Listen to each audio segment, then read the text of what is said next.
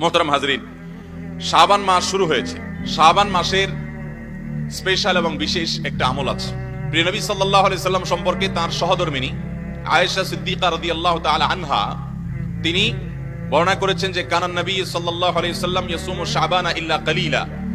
নবীজি সাল্লাল্লাহু আলাইহি সাল্লাম গোটা শাবান জুড়েই প্রায় নফল রোজা রাখতেন, শুধু শেষের কয়েকটা দিন বা কিছুদিন শুধু বাদ রাখতেন, আর বাকি প্রায় মাস জুড়ে তিনি নফল রোজা রাখতেন।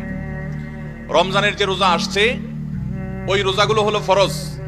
রমজানের সিয়াম যেগুলো ফরজ, তার আগে কিছু সুন্নাত সিয়াম আছে আর শেষে কিছু সুন্নাত সিয়াম আছে। আগে কিছু নফল, পরে কিছু নফল রোজা আছে। পাঁচ ওয়াক্ত ফরজ নামাজে যেরকম আগে এবং পরে কিছু সুন্নাত নামাজ আছে না? যেমন ফজরের আগে কয় রাকাত সুন্নাত আছে? 2 রাকাত। যোহরের আগে আর পরে, মাগরিবের পরে, এশার পরে। তাহলে এই যে পাঁচ ওয়াক্ত নামাজের আগে এবং পরে আবার কিছু সুন্নাত নামাজ আছে, এগুলো কেন? এগুলোর একটা উদ্দেশ্য হলো মূল যে আয়োজন, মূল যে সালাত নামাজ, ওইটার আগে একটু রিহার্সেল করা, চর্চা করা, অনুশীলন করা, যাতে করে মূলটা সুন্দর করে করা যায়। অথবা মূলটাতে যদি কোনো ঘাটতি থাকে, যাতে করে সুন্নত বা এক্সট্রা নফলটা দিয়ে ফরজের ঘাটতি পূরণ হয় কিয়ামতের ময়দানে। এটাও একটা উদ্দেশ্য, এবং আরো বিভিন্ন উদ্দেশ্য এই সুন্নাত নামাজগুলোর আছে। তো পাঁচ ওয়াক্ত ফরজ নামাজের আগে পরে যেরকম সুন্নাত নফল নামাজ আছে, ঠিক একই ভাবে রমজানের ফরজ রোজার আগে কিছু রোজা আছে, পরে কিছু রোজা আছে। আগের রোজা হলো শাবানের রোজা, আর পরের রোজা হলো শাওয়ালের 6 রোজা। শাবানের রোজা, এটার কোনো সংখ্যা ঠিক করা নেই, যে যত বেশি পারে তত বেশি রাখবে ততই উত্তম। এটাই নবী করিম সাল্লাল্লাহু আলাইহি ওয়াসাল্লামের সুন্নাহ। মোহতারাম হাজরিন, আমাদের প্রিয় নবী সাল্লাল্লাহু আলাইহি ওয়াসাল্লাম তিনি শাবান মাসে এত বেশি নফল রোজা রাখতেন। তার অত্যন্ত স্নেহের সাহাবী উসামা ইবনে যায়েদ রাদিয়াল্লাহু তাআলা আনহু, উনি নবী করিম সাল্লাল্লাহু আলাইহি ওয়াসাল্লামকে জিজ্ঞাসা করেছেন, হে আল্লাহর রাসূল, আপনাকে শাবান মাসে আমি এত বেশি নফল রোজা রাখতে দেখি, অন্য কোন মাসে আপনি এত নফল রোজা রাখেন না, এর কারণ কি? তখন নবী সাল্লাল্লাহু আলাইহি ওয়াসাল্লাম 2টা কারণ উল্লেখ করেছেন। কয়টা কারণ? 2টা। তার 1 নম্বর কারণ হলো তিনি বলেছেন, শাবান এমন একটা মাস, যেই মাস রজব এবং রমজান দুটি তাৎপর্যপূর্ণ মাসের মধ্যবর্তী মাস। অর্থাৎ এই মাসের আগের মাসটা ছিল রজব মাস। রজব হলো সম্মানিত 4 মাসের একটা, কোরআন ঘোষিত সম্মানিত 4 মাসের একটা হলো রজব। আর শাবানের পরের মাসটা হলো সাইয়্যিদুশ শুহুর, সকল মাসের শ্রেষ্ঠ মাস রমজান। তাহলে শাবানের এক পাশে হলো সম্মানিত মাস, আরেক পাশে হলো বছরের শ্রেষ্ঠ মাস। 2টা গুরুত্বপূর্ণ মাসের মধ্যখানে এই মাসটা অনেকে অবহেলা করে কাটায়, যে এটা তো বিশেষ কোনো তাৎপর্য নাই, তাহলে আর ইবাদত বন্দেগী আর কি করে, দরকার কি আর করার। অনেকটা অবহেলা, উদাসীনতার সাথে এই মাসকে অনেকে কাটায় দেয়। আবার অনেকে চিন্তা করে রমজান তো আসছেই, তখন কোরআন তেলাওয়াত করবই, তখন তো ইবাদত বন্দেগী করবই, এখন আর এত ইবাদত বন্দেগী করার কি আছে। এই জন্য শাবান মাসে অনেকে গাফলতিতে সময় কাটা দেয়। আর যে সময়টাতে মানুষ গাফেল থাকে, উদাসীন থাকে, অবহেলা করে, যে সময়টার ব্যাপারে মানুষ যত্ন নেয় না, ওই সময়টাতে ইবাদত করার একটা বিশেষ গুরুত্ব আছে, বিশেষ তাৎপর্য আছে। এই জন্য আমি এই মাসে বেশি বেশি নফল রোজা রাখি। নবী করিম সাল্লাল্লাহু আলাইহি সাল্লাম এই মাসে বেশি বেশি নফল রোজা কেন রাখতেন? তার দ্বিতীয় কারণ বলেছেন তিনি, যাকা শাহরুন তুরফাউ ফীহিল আমালু ইলা রাব্বিল আলামিন ফাউহিব্বু আন ইউরফা আমালি ওয়া আনা সাইম। তিনি বলেছেন, শাবান মাসে বান্দার আমলনামা আল্লাহর কাছে ফেরেশতারা পেশ করেন। তো আমি চাই আমার আমলনামা যখন পেশ করা হবে, আল্লাহর সামনে যখন উপস্থাপন করা হবে, ওই সময়টাতে আমি যেন রোজাদার থাকি। আমার রোজা অবস্থায় আমলনামা পেশ হোক, এটা আমি পছন্দ করি, ভালোবাসি। কারণ ডিউটি কর্তরত অবস্থায় যদি মালিক দেখে ফেলে, তাহলে শ্রমিকের ভালো লাগবে। ঠিক একইভাবে আমার মালিকের কাছে আমার আমলনামা পেশ করা হচ্ছে, ওই টাইমে যদি আমি রোজা অবস্থায় থাকি, তো আল্লাহ তাআলা আমার আমলনামা রহমতের সাথে দেখবেন, অনুগ্রহের সাথে দেখবেন, তার রহমত আমি লাভ করব।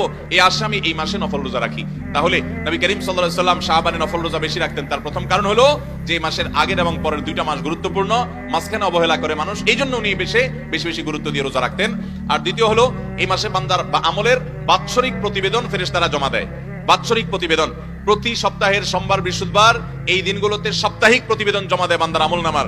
আর প্রতিদিন সকাল এবং সন্ধ্যায় দৈনিক প্রতিবেদন জমা দেওয়া হয় বান্দার আমলনামার। তাহলে আমাদের সমস্ত আমলনামা, ভালো কাজ কিংবা মন্দ কাজ যাই করি না কেন, এটা আল্লাহর সামনে পেশ করেন ফেরেশতারা 3 দফায়, প্রাত্যহিক, প্রাত্যহিক, সাপ্তাহিক এবং বাৎসরিক। প্রাত্যহিকটা সকাল এবং সন্ধ্যায়, রাতের ফেরেশতারা সকালে গিয়ে আল্লাহর কাছে জমা দেন, সকালে আসা ফেরেশতারা সারাদিন থেকে সন্ধ্যায় গিয়ে আল্লাহর কাছে জমা দেন, আর সারা রাত থাকা ফেরেশতারা সকালে গিয়ে জমা দেন। আর সাপ্তাহিক যারা আছেন তারা সোমবার, বৃহস্পতিবারে জমা দেন। এই জন্য নবী করিম সাল্লাল্লাহু আলাইহি ওয়াসাল্লাম ওই যে আমল জমা দেওয়ার সময়টাতে ইবাদত বন্দেগী করতেন, সকাল সন্ধ্যা জিকির আজকার করতেন। আল্লাহ কোরআনে বলেছেন, ওয়াসাব্বিহুহু বুকরাতাও ওয়া আসীলা, সকাল এবং সন্ধ্যায় তোমরা আল্লাহর তাসবিহ পাঠ করো। কারণ ওই যে ফেরেশতাদের ডিউটি বদলের সময়, আমলনামা জমা দেওয়ার সময়। সোমবার, বৃহস্পতিবার নবী সাল্লাল্লাহু আলাইহি ওয়াসাল্লাম রোজা রাখতেন। কেন রাখতেন? সোমবারের ব্যাপারে তিনি বলেছেন, যাকা ইয়াউমুন বুলিদতু ফি, এই দিনে আমার জন্ম হয়েছে, সেজন্য আমরা রোজা রাখি। তার জন্মদিনে তিনি রোজা রাখছেন, আর আমরা আমাদের জন্মদিন আরো বেশি করে খাই। এই জন্য ভাইরা আমার, এই শাবান মাসে একজন মুসলমান হিসাবে আমাদের জন্য সবচেয়ে বড় কর্মসূচি হবে এই মাস জুড়ে আমরা বেশি বেশি নফল রোজা রাখবো ইনশাআল্লাহ। চেষ্টা করবো তো ইনশাআল্লাহ। ভাইরা আমার, প্রিয় নবী সাল্লাল্লাহু আলাইহি ওয়াসাল্লাম এই মাসে অনেক বেশি নফল রোজা রাখতেন। আমাদের উচিত সেই চেষ্টা করা। এটা হলো এই মাসের আমল। হঠাৎ করে আপনি রমজানের রোজা যদি শুরু করে দেন, হঠাৎ করে চাঁদ উঠলো, আজকে চাঁদ উঠলো, কালকে রমজান শুরু হলো, আপনি রোজা শুরু করে দিয়েছেন, তো আপনার খাদ্য অভ্যাসে একটা পরিবর্তন হবে। সারাদিন বা সারা বছর আপনি যেভাবে খাদ্য অভ্যাস ছিল আপনার, হঠাৎ করে এক মাসের জন্য পুরো খাদ্য অভ্যাস পরিবর্তিত হয়ে যাবে। অনেক অসুস্থ হয়ে পড়ে, কারণ নতুন খাদ্য অভ্যাসের সাথে নতুন যে তার শিডিউল থাকে, রুটিন থাকে দৈনন্দিনের, সেটার সাথে সে অভ্যস্ত হতে পারে না। শুরুতে ম্যাচ করতে করতে কষ্ট হয়ে যায়, তো এবার বন্দিও করতে পারে না, পেট খারাপ হয়, অসুখ হয়, জ্বর হয়। এই জন্য আগে থেকে যদি আপনি এই মাসের শাবান মাস থেকে কিছু কিছু নফল রোজা রাখা শুরু করেন, তাহলে আপনার একটা অভ্যাস গড়ে উঠবে, রমজান রোজা রাখাটা সহজ হবে। এই জন্য নবী করিম সাল্লাল্লাহু আলাইহি ওয়াসাল্লাম শাবান মাসে বেশি বেশি নফল রোজা রাখতেন। চেষ্টা করবো তো ইনশাআল্লাহ। তবে শাবানের শেষের দিকে রোজা রাখা অপছন্দনীয়, বিশেষ করে একেবারে শেষের দিন। কারণ হলো রমজান আসছে, তার আগেও রোজা রাখছেন, রমজানেও রোজা রাখছেন, মাঝে কোনো ব্যবধান যদি না থাকে তাহলে রমজানের রোজার আলাদা কোনো গুরুত্ব, আলাদা কোনো ফিলিংস আপনার মধ্যে থাকবে না। এই জন্য শেষের দিনগুলোতে রোজা রাখবেন না, শাবানের শেষের দিনগুলোতে খাওয়া দাওয়া করবেন দিনের বেলায়, এরপর রমজান রোজা রাখবেন। তাতে রমজান রোজার আলাদা একটা ফিলিংস আপনার মধ্যে অনুভব হবে, আলাদা একটা ভালো লাগা আপনার মধ্যে কাজ করবে। অতএব শাবান মাসে নফল রোজা বেশি বেশি রাখবো তো ইনশাআল্লাহ। এছাড়া আমাদের মায়েরা যারা ফরজ রোজা ভাঙতি আছে গত বছরের, এবছর শাবানের মধ্যে সেগুলো রেখে ফেলবেন। আমরা পুরুষরা যারা অসুস্থতার কারণে, সফরের কারণে রোজা ভাঙা গেছে, সেগুলো আমরা শাবানের মধ্যে রেখে ফেলবো। আমরা জানি আয়েশা রাদিয়াল্লাহু তাআলা আনহা, তিনি তার ভাঙতি রোজা এই শাবান মাসে রাখতেন। এর আগে কেন রাখতেন না? কারণ নবী করিম সাল্লাল্লাহু আলাইহি ওয়াসাল্লাম তার সাথে ছিল এবং স্বামীর সাথে থাকার কারণে তার হক আদায় করার প্রয়োজন থাকতে পারে, সেই কারণে তিনি রোজা রাখতেন না। কত দায়িত্ববান ছিলেন স্বামীর প্রতি। এবং সেই সাথে শাবানে এসে নবী করিম সাল্লাল্লাহু আলাইহি ওয়াসাল্লাম নিজেই গোটা মাস জুড়ে যেহেতু নফল রোজা রাখতেন প্রায়, এই জন্য এই সুযোগে তিনি তার ফরজ রোজাগুলো রেখে ফেলতেন। অতএব আমাদের যাদের ভাঙতি রোজা আছে, ফরজ রোজা আছে আগের বছরের, এই শাবানের মধ্যে আমরা সেগুলো রেখে ফেলবো। তাছাড়া শাবানের রোজা বলছি শেষের দিনগুলোতে রোজা রাখবো না, এবং শাবান মাসে এসে রমজানের প্রস্তুতি গ্রহণ করব ভালোভাবে, যাতে করে রমজানকে সঠিক এবং সুন্দরভাবে কাটানো যায়। সবাই চেষ্টা করবো তো ইনশাআল্লাহ। তাহলে এই শাবান মাসের যে দিনগুলো আছে, আসুন এখন থেকে চেষ্টা করি এবং নিয়ত করি অন্তত 2-4-5টা রোজা করে হলেও রাখা শুরু করে। নবী করিম সাল্লাল্লাহু আলাইহি ওয়াসাল্লাম যে মাসের প্রায় পুরোটুকু রোজা রাখছেন, সেখানে আমরা গোটা মাসে 2-4টা রোজাও রাখবো না, এটা কত দুঃখজনক বিষয়। আল্লাহ আমাদের সবাইকে আমলের তৌফিক দান করুন। নবী করিম সাল্লাল্লাহু আলাইহি ওয়াসাল্লামের এই শাবানের রোজার বিষয়ে একটা নয়, 2টা নয়, বহু হাদিস বর্ণিত হয়েছে।